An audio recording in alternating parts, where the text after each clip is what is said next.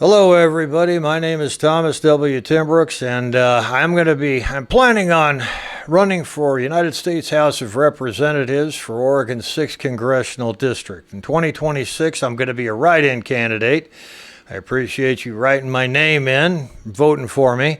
In 2028, I hope to be on the ballot. So I put out these videos because any person who is asking the voting public for his or her vote deserves to know the kind of person that they're voting for. They deserve a little bit more than just a sign on the side of the road with somebody's name and a picture of them.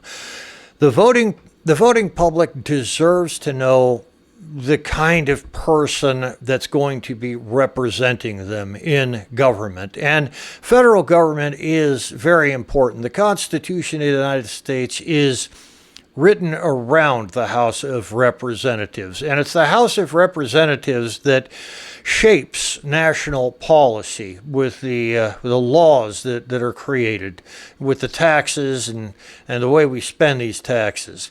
And it's also the congressional representatives' duty to get money back to the congressional district. So I plan on telling you as much about myself as I possibly can so that you can understand exactly what kind of person wants to go to Washington and represent you. So today I'm going to be talking about wearable sensors for monitoring health. And this is more than just a fad. It's more than just a novelty. I mean, 20, 30 years ago, yeah, it would be kind of a novelty because everybody back then was so young and vibrant and healthy. They didn't need these wearable sensors. Well, the population of the United States and the rest of the world is really aging. And some of us are aging very badly. I had a lot of fun when I was a kid, so I'm one of those people that's aging badly. So these wearable sensors, you see, they're going to be a terrific assistance to the medical community because these wearable sensors are going to be able to monitor everybody's health, and artificial intelligence is going to be able to take that data and figure out who's going to have a heart attack, who's sick, who needs to run more, watch their diet, or whatever. The good thing about this is that the young people who are going to be, well, the young people are not going to be able to take care of the old people. There are not going to be enough young people in the world to take care of all of the old people. And that's where artificial intelligence and robotics and things of this nature, sensors like that, are going to help to keep people alive, keep people happy, keep people healthy, keep the American population on the move and doing well. So today I'm going to talk about something that may have been considered a novelty 20, 30 years ago, but now is going to be a necessity. John Steinbeck wrote in one of his books, I believe it was Cannery Row. He wrote that for people, something starts off as a luxury and it ends up becoming a necessity, and eventually it becomes an addiction. So luxury, necessity, addiction. Back in the 1970s, this would have been a luxury. I mean, only a few people would be able to really afford it. And, well, nowadays it's well, maybe 10, 15 years ago, it would have been a necessity. But soon, this kind of technology will be an addiction. Americans will need this technology just to make sure that we're living our best lives for the longest period of time. So This is where I'm going to talk about these wearable sensors for monitoring health. So here we go. So the Human Sensor Network. The future of non-invasive health monitoring. The human body continuously emits measurable signals like motion, heat, chemistry, electrical activity. Wearables transform clothing and accessories into sensor platforms. The result is continuous real-world health monitoring. We shift from reactive healthcare to predictive health systems.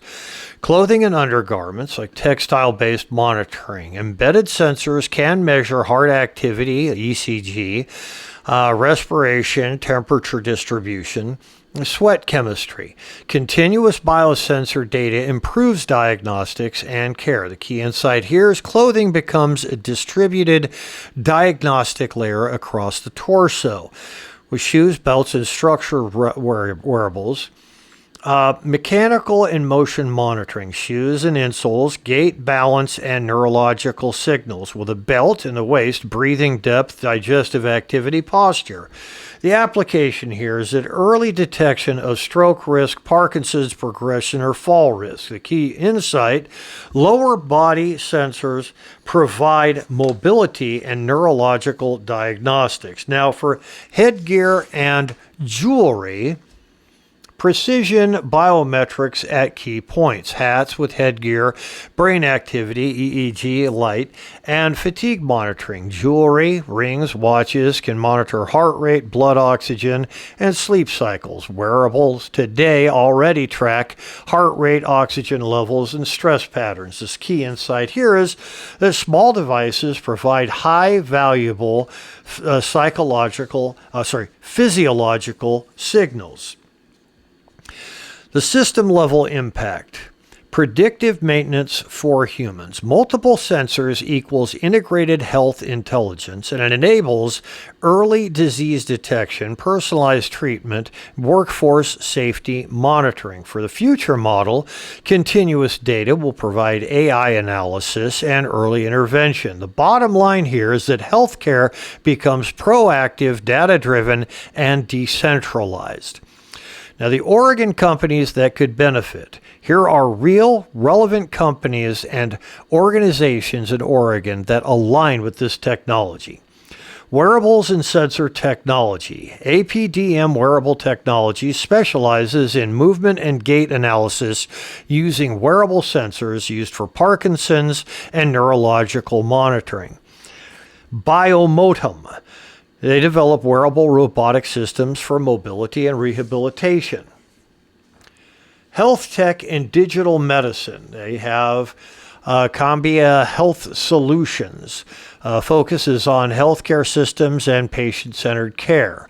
Arden Health could integrate wearable data into treatment personalization. The Startups and Innovation Ecosystem. Oregon Translational Research and Development Institute supports startups in medical devices, wearables, and digital health. OHSU drives medical research, Internet of Medical Things, and precision medicine. Emergency and niche innovators like EBB Health, they develop wearable therapeutic devices. Gamma Diagnostics focuses on diagnostics and biomarker detection.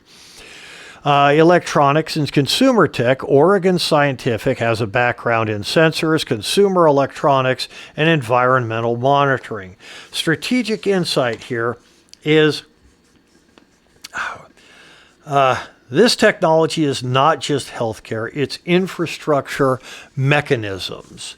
The data collection, the data processing through AI, and decision system policy has a real-world example. So Oregon could position itself as a national hub of wearable biosensor manufacturing and analytics, similar to how Silicon Valley became the hub for computing. And part of the reason that I want to run for Congress, part of the reason that I want to represent Oregon's 6th Congressional District in the national level at the Capitol building in Washington, is because of my experience as a manufacturing engineer. I've had a lot of really terrific ideas that I'm sure corporations would love to get involved with, but there is a cost analysis. You see, a corporation cannot just make something. They have to sell it. In order to sell it, they have to market it. In order to market it, they have to advertise it and go through millions and millions of dollars worth of investment in order to just get the simplest of products out into the marketplace so that they can make money off of it. This is where the United States government comes in and helps out. In the Constitution, the preamble to the Constitution says promote the general welfare, and this is part of promoting the general welfare.